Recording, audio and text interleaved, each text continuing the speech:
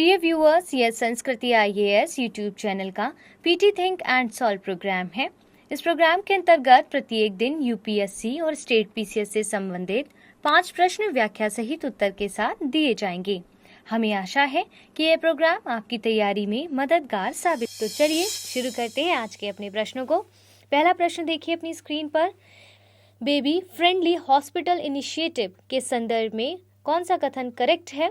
यह दुनिया भर में विशेष प्रकार के नवजात अस्पतालों के निर्माण से संबंधित है तथा इसे विश्व स्वास्थ्य संगठन ने शुरू किया है।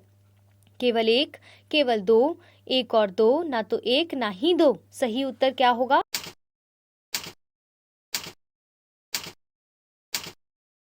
ऑप्शन बी, यानी कि इसे विश्व स्वास्थ्य संगठन ने ही शुरू किया था।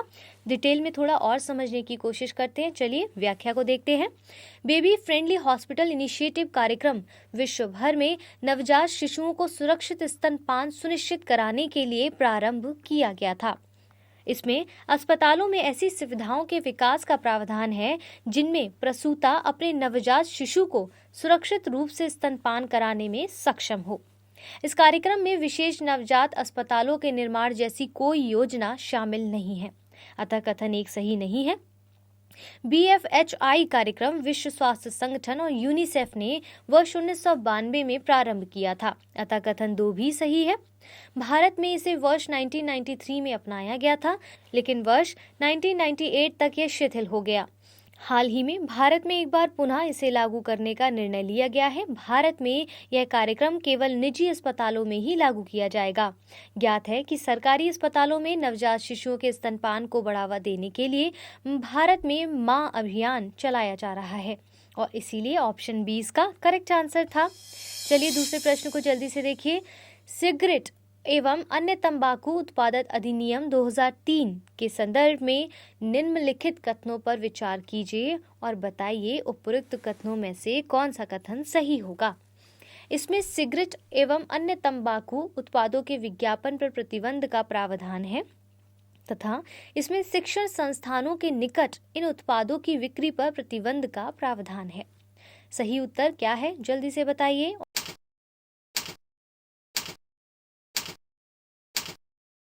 ऑप्शन सी, यानी कि दोनों ही ऑप्शंस करेक्ट है, लेकिन व्याख्या को थोड़ा और डिटेल में समझ लेते हैं।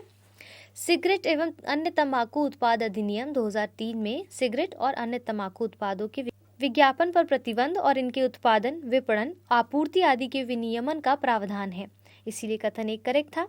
इसमें सार्वजनिक स्थानों पर धूम्रपान पर प्रतिबंध का प्रावधान किया गया है। साथ ही शिक्षण संस्थानों के 100 गज यानी कि 91 मीटर के दायरे तक इन उत्पादों की बिक्री पर भी प्रतिबंध आरोपित किया गया है, इसलिए कथन 2 भी करेक्ट है। इस अधिनियम में यह भी प्रावधान है कि 18 वर्ष से कम आयु के बच्चों को सिगरेट एवं अन्य तंबाकू उत्पादों की बिक्री नहीं की जाएगी। इस अधिनियम का अंतिम उद्देश्य देश में तंबाकू उत्पादों के सेवन को हतोत्साहित करना तथा इसमें कमी लाना है। ज्ञात है कि तंबाकू उत्पादों का उपभोग कैंसर का प्रमुख कारक है और ये दुनिया भर में असामयिक मौतों का सबसे बड़ा कारण भी माना जाता है और इसीलिए विकल्प सी इसका करेक्ट आंसर है। तीसरे प्रश्न को ध्यान से देखिएगा। इस्लामिक विकास बैंक के संदर्भ में निम्नलिखित कथनों पर विचार कीजिए। इसकी सदस्यता के लिए केवल वही देश अर्ह हैं जो इस्लामिक सहयोग संगठन के सदस्य हैं। सऊदी अरब इसका सबसे बड़ा शेयर धारक है।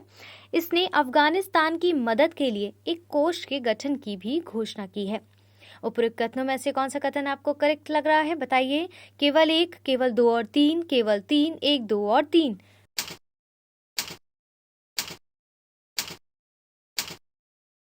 करेक्ट आंसर है ऑप्शन डी, यानी कि सारे ऑप्शंस करेक्ट हैं। व्याख्या से थोड़ा और समझते हैं इसको। इस्लामिक विकास बैंक यानी IDB की स्थापना वर्ष 1975 में की गई थी। इसका मुख्यालय सऊदी अरब के जिहाद में है। इसका उद्देश्य सदस्य देशों में बहुमुखी विकास के लिए वित्त उपलब्ध कराना है। इसका सदस्य केवल उन्हीं देशों को बनाया जा सकता है जो इस्लामिक सहयोग संगठन के सदस्य होंगे, अतः कथन एक सही था। इस बैंक में सर्वाधिक हिस्सेदारी सऊदी अरब की है, यानी कि ये लगभग 24% है। दिसंबर 2021 में OIC के इस्लामाबाद में हुए एक सम्मेलन में इसने अफगानिस्तान की वित्तीय मदद करने के लिए एक कोष के गठन की घोषणा की है। इसके अंतर्गत कोई भी देश जो अफगानिस्तान की मदद करने का इच्छुक है वह इसमें अंशदान कर सकता है। इससे दानकर्ता देश को अफगानिस्तान से संपर्क करने की आवश्यकता नहीं होगी। अतः कथन 3 भी सही है और इसीलिए विकल्प डी इसका सही उत्तर होगा। चौथे प्रश्न की ओर बढ़ते हैं। पेगासस स्पाईवेयर के संदर्भ में निम्नलिखित कथनों पर विचार कीजिए। यह जीरो क्लिक तकनीक पर आधारित है। इसे सऊदी अरब की एक कंपनी द्वारा विकसित किया गया है। उपरोक्त में से कौन से कथन सही है? केवल एक, केवल दो, एक और दो, ना तो एक ना ही दो। सही उत्तर क्या होगा?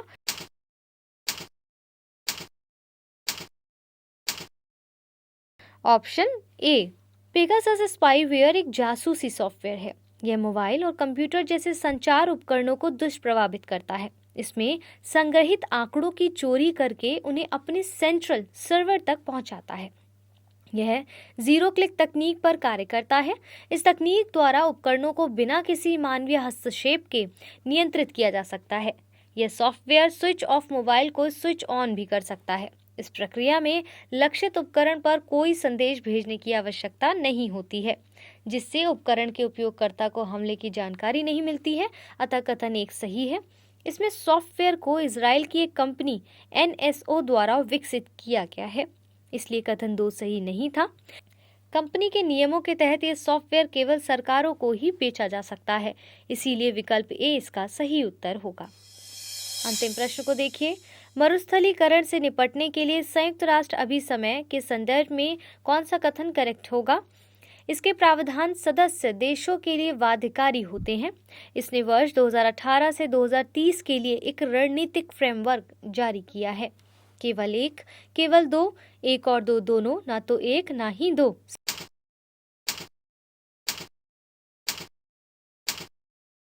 सही उत्तर होगा ऑप्शन सी। मरुस्थलीकरण से निपटने के लिए संयुक्त राष्ट्र अभिसमय का गठन संयुक्त राष्ट्र के रियो कन्वेंशन 1992 के अंतर्गत वर्ष 1994 में किया गया था। यह अभिसमय मरुस्थलीकरण को रोकने और बंजर भूमि के पुनरुद्धार से संबंधित गतिविधियों को प्रोत्साहित करता है। इसके द्वारा लिए गए निर्णय सदस्य देशों के लिए बाध्यकारी होते हैं। अतः कथन 1 सही है। इसने वर्ष 2030 तक भूमि शरण तटस्थता प्राप्त करने के उद्देश्य से वर्ष 2018 से 30 तक के लिए एक रणनीति फ्रेमवर्क जारी किया है।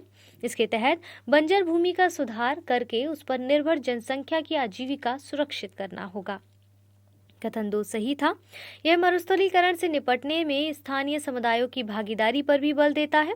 इसके कार्यक्रम को लागू करने के लिए आवश्यक वित्तीय वैश्विक पर्यावरण सुविधा कोष से प्राप्त होता है। हाल ही में इसने अपने एक अध्ययन में बताया है कि थार मरुस्थल का पूर्व दिशा की ओर तेजी से विस्तार हो रहा है। इसका प्रमुख कारण अरावली पहाड़ी की ऊंचाई और विस्तार का लगातार कम होना है। इस प्रकार विकल्प सी इसका करेक्ट आंसर होगा।